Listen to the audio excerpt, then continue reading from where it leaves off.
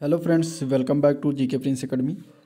तो हम लोग डिस्कस कर रहे थे वीडियो री एग्ज़ाम्स 2018 का practice set UP triple SC का जो होने वाला है पेपर ये, और इसी का हम प्रैक्टिस सेट देख रहे थे। इसमें हिंदी परिया नियम लेखन योग्यता का जो ज्ञान मुद्रा पब्लिकेशन के बुक के द्वारा 30 प्रैक्टिस सेट निकाला गया है, उसको हम लोग डिस्कस कर रहे थे। ठीक है, और इसमें अगर हम बात करें तो 4 प्रैक्टिस सेट हो चुका है। आज का ये वीडियो होगा जो 5वां प्रैक्टिस सेट होगा, और इसमें टोटल हिंदी के 50 क्वेश्चन हैं जो कि आपके एग्ज़ाम्स के लिए बहुत ही हेल्पफुल होंगे। और वीडियो में जो है 50 क्वेश्चन हिंदी का आएगा, 50 क्वेश्चन रीजनिंग का आएगा, और 50 क्वेश्चन जो है जीएस का आने वाला है। तो जीएस का पोर्शन हो चुका है, कंप्लीट हो चुका है, उसका जो है वीडियो बन चुका है, प्लेलिस्ट बना दिया है, तो आप लोग वहाँ से जाकर उसको देख सकते हैं। ठीक है, और हिंदी का चल रहा है जिसमें 4 प्रैक्टिस सेट हो चुका है। आज का ये जो होगा ये 5वां प्रैक्टिस सेट होगा। तो चलिए इस 5वें प्रैक्टिस सेट को देखते हैं, स्टार्ट करते हैं। स्टार्ट करने से पहले अगर आप लोग चैनल पर नए हैं और अभी तक सब्सक्राइब नहीं किया तो चैनल को सब्सक्राइब करें, साथ ही साथ वीडियो को लाइक करिएगा और अपने दोस्तों में ज़्यादा से ज़्यादा शेयर करें। ठीक है, अब पहला अगर क्वेश्चन देखें तो एक गद्यांश दिया गया है यहाँ से लेकर यहाँ पर। उपरोक्त गद्यांश के आधार पर निम्नलिखित प्रश्नों के उत्तर देना है। पहला क्वेश्चन जो दिया गया है वो है गद्यांश का उपयुक्त शीर्षक बताना है। अब इस अगर गद्यांश को आप पढ़ेंगे तो इसमें उपयुक्त जो शीर्षक निकल के आएगा वो आएगा अनुशासन। ठीक है, ये जो गद्यांश है वो अनुशासन के बारे में बातें कही गई हैं इसमें, तो आंसर आपका इसमें ए पार्ट राइट हो जाएगा। ठीक है, इसके बाद नेक्स्ट क्वेश्चन जो है वो भी गद्यांश को पढ़कर 2 से लेकर 5 क्वेश्चन तक देना है। तो गद्यांश पढ़िएगा आप लोग, हम लोग चलते हैं क्वेश्चन की तरफ। ठीक है, क्वेश्चन अगर हम देखें तो पहला क्वेश्चन इस गद्यांश पे दिया गया है कि सामाजिक और शारीरिक प्रक्रियाओं के पैमाने से दिक्कत कब आती है। तो गद्यांश को पढ़ेंगे तो आपका आंसर इसमें निकल के आएगा कि जब हम इसे जड़ मानक मान लेते हैं। ठीक है, तो आंसर आपका इसमें राइट बी पार्ट हो जाएगा। नेक्स्ट क्वेश्चन है सभ्य इंसान की पुरानी फितरत का हिस्सा रहा है। क्या हिस्सा रहा है, तो वो था मापना। ठीक है, सभ्य इंसान का पुरानी फितरत का हिस्सा मापना जो है रहा है इस गद्यांश के अनुसार। नेक्स्ट क्वेश्चन देखते हैं, तो मानव शरीर के तापमान के संदर्भ में सही कथन चुनना है इनमें से। तो बड़ों के मुकाबले में बच्चों का थोड़ा सा ज़्यादा तापमान होता है, तो आंसर ए पार्ट राइट हो जाएगा। ठीक है, अगला प्रश्न है जोनाथन हुसैन ने हाल ही में क्या किया। तो इस गद्यांश के अनुसार अगर देखें तो आंसर इसका हो जाएगा एक लंबा शोध किया। गद्यांश में जो है इसके बारे में लंबा शोध के बारे में बताया गया है, तो आंसर सी पार्ट इसका राइट हो जाएगा। अब नेक्स्ट क्वेश्चन देखते हैं, विभिन्न प्रकार के सरकारी नियमों, आदेशों, घोषणाओं को तथा राजपत्रित अधिकारियों जैसे कि गजटेड जिन्हें कहा जाता है उनके तबादले, नियुक्तियां और छुट्टी पर जाने की सूचनाओं को राजपत्र अथवा गजट में प्रकाशित करके जनसाधारण तक पहुंचाने के लिए किसका प्रयोग किया जाता है। यानी कि अधिसूचना का प्रयोग करते हैं, या फिर पृष्ठांकन का, या फिर अनुस्मारक का, या फिर जो है ज्ञापन का। ठीक है, गजटेड करके निकलता है पेपर में। ठीक है, तो राजपत्रित अधिकारियों के द्वारा। तो ये बताना है कि जनसाधारण तक पहुंचाने के लिए किसका प्रयोग करते हैं, किस शब्द का प्रयोग करते हैं। तो ये अधिसूचना जारी किया जाता है, आंसर इसका ए पार्ट राइट हो जाएगा। ठीक है, अधिसूचना का प्रयोग करते हैं। नेक्स्ट क्वेश्चन देखते हैं। अगला प्रश्न है दो अपरिचित को आपसी पत्र व्यवहार में संबोधन होगा। दो अपरिचित के आपसी पत्र व्यवहार में जो है क्या संबोधन किया जाएगा। अगर दोनों जान पहचान नहीं है तो उसमें अगर देखा जाए तो आपसी पत्र व्यवहार में महोदय का संबोधन किया जाएगा। ठीक है, तो राइट आंसर इसका बी पार्ट सही हो जाएगा। नेक्स्ट क्वेश्चन देखते हैं, तो सामाजिक पत्र के अंतर्गत निम्न में से कौन सा पत्र आता है। सामाजिक पत्र के अंतर्गत इनमें से कौन सा पत्र आता है, तो वो है बधाई पत्र। ये बधाई पत्र जो है ये सामाजिक पत्र के अंतर्गत आता है। बाकी इसमें पुस्तक मांगने हैं तो पत्र शुल्क माफ़ करने हैं, तो ये सब जो है सामाजिक पत्र के अंतर्गत नहीं आते। अगला प्रश्न, यदि किसी सरकारी ऑफिस में पत्र भेजा जा रहा है और उसकी कॉपी किसी अन्य ऑफिस में भेजी जा रही है तो उसे क्या कहते हैं। ठीक है, अगर किसी सरकारी ऑफिस में पत्र भेजा जा रहा है और उसकी अन्य कॉपी जो उसकी कॉपी है किसी अन्य ऑफिस में भेजी जा रही है तो उसको हम क्या कहेंगे, तो उसको कहते हैं प्रतिलिपि। ठीक है, क्या कहा जाता है, प्रतिलिपि कहा जाता है। आंसर जो होगा वो सी पार्ट राइट हो जाएगा। अगला प्रश्न, संक्षेपण को आप क्या कह सकते हैं। तो संक्षेपण को अगर कहेंगे तो एक प्रकार का मानसिक प्रशिक्षण इसको कहा जा सकता है, तो आंसर इसका सी पार्ट राइट हो जाएगा। ठीक है, नेक्स्ट क्वेश्चन है उत्पत्ति के आधार पर स्वरों के कितने भेद होते हैं, या स्वरों के भेद हैं। ऑप्शन में दिया गया है मूल स्वर, संधि स्वर। सी ऑप्शन दिया गया है ए और बी दोनों, या इनमें से कोई नहीं। राइट आंसर इसका सी पार्ट हो जाएगा। उत्पत्ति के आधार पर स्वर के 2 भेद होते हैं, पहला होता है मूल स्वर, दूसरा होता है संधि स्वर। ठीक है, मूल स्वर की बात करें तो टोटल 4 होते हैं, छोटा आ, छोटी ई, छोटा ऊ और इसके बाद री। ये 4 जो होते हैं ये मूल स्वर कहलाते हैं।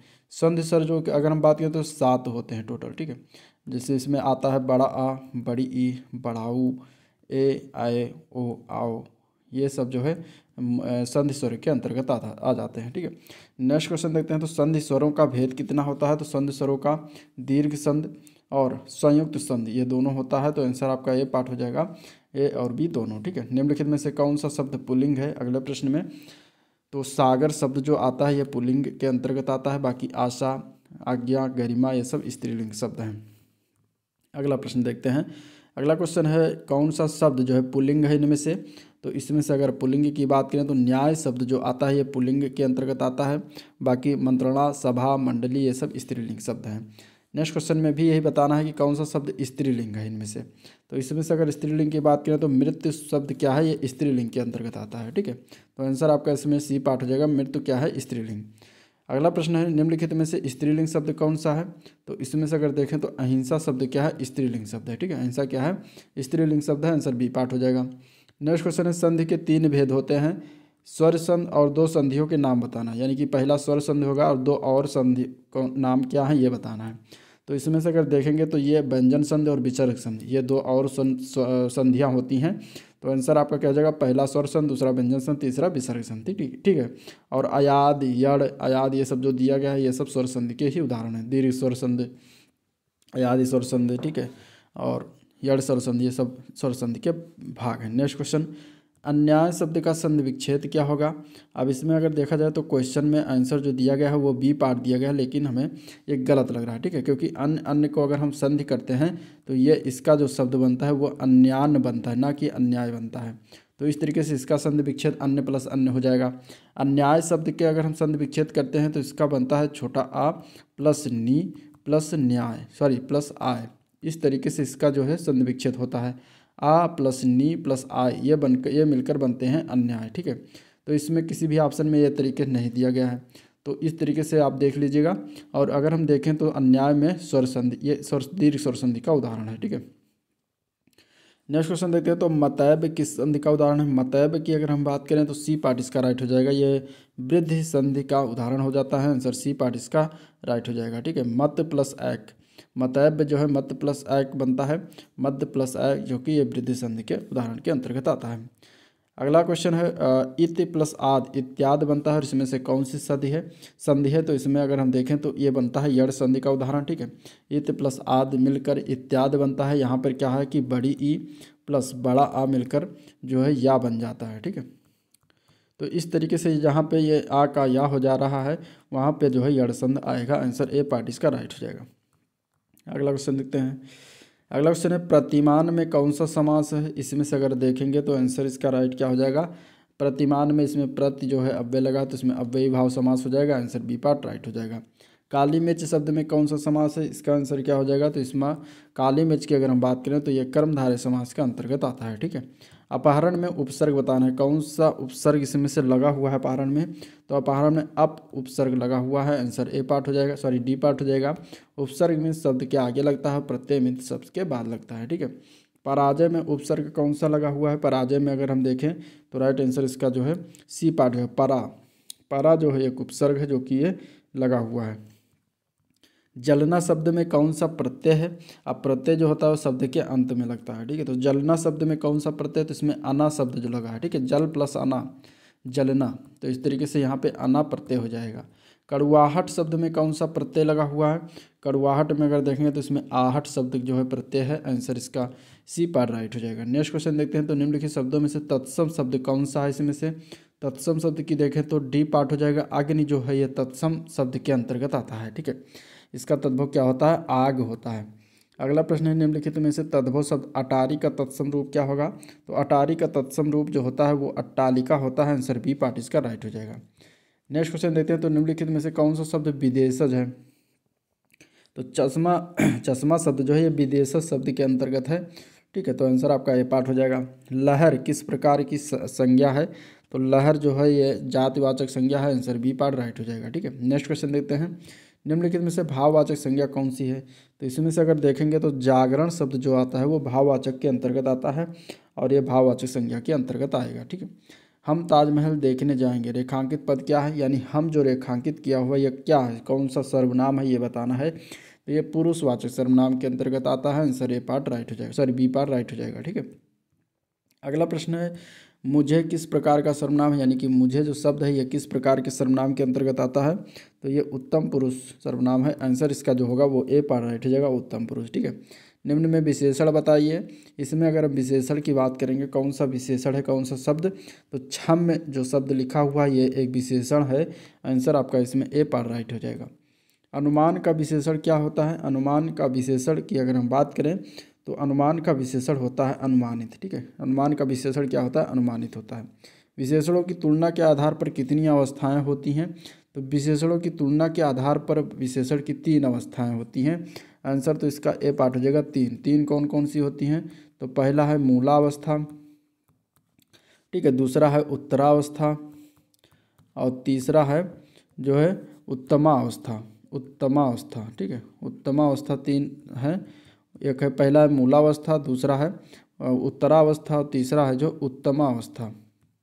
उत्तमावस्था, तो इस तरीके से 3 प्रकार के होते हैं विशेषण, वो भी तुलना के आधार पर। ठीक है, जैसे कि आप पढ़े होंगे इसमें जो कि अच्छा होता है शब्द, अच्छा शब्द लीजिए तो अच्छा शब्द हो गया तो ये मूलावस्था के अंतर आएगा। ठीक है, एक होता है कि अच्छा से मतलब थोड़ा सा अच्छा, यानी कि जो है थोड़ा सा अच्छा, यानी कि अच्छा से थोड़ा सा अच्छा, तो उत्तरावस्था के अंतर्गत आएगा। और एक होता है सबसे अच्छा, वो उत्तमावस्था के अंतर्गत आता है।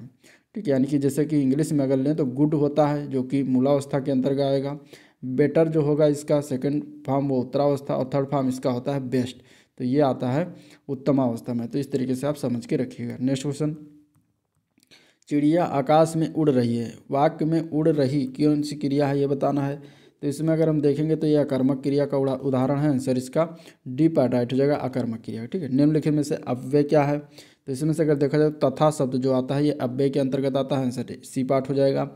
नेक्स्ट क्वेश्चन है निम्नलिखित में से कृदंत अव्यय का एक प्रकार कौन सा नहीं है, तो इसमें अगर देखा जाए तो भूतकालिक कृदंत जो होता है ये अव्यय का एक प्रकार नहीं होता। तो आंसर बी पार्ट इसका राइट हो जाएगा। ठीक है, सीता सखियों सहित पुष्प वाटिका गई, इसमें जो सहित जो है ये रेखांकित है, और ये किस रेखांकित अव्यय का प्रयोग निम्नलिखित में से किस भेद का ये उदाहरण है ये बताना है।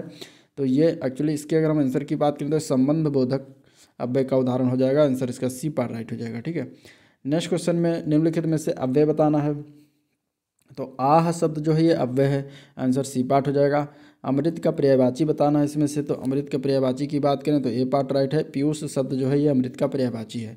अमृत के अन्य पर्यायवाची की अगर हम बात करें तो इसमें से अमीय होता है। ठीक है, सुधा ये भी जो है पीयूष यानी कि अमृत का पर्यायवाची होता है। सोम है ये भी अमृत का पर्यायवाची होता है। जीवनोदक है ये भी अमृत का पर्यायवाची होता है। और इसके अलावा सुरभोग ये भी जो है अमृत का पर्यायवाची होता है। तो इस तरीके से इतने शब्द जो हैं याद रखिएगा अमृत के पर्यायवाची के रूप में। ठीक है, नेक्स्ट क्वेश्चन है कुंदन का पर्यायवाची क्या होगा। कुंदन का पर्यायवाची की बात करें तो ए पार्ट राइट हो जाएगा। हेम जो होता है कुंदन का पर्यायवाची होता है।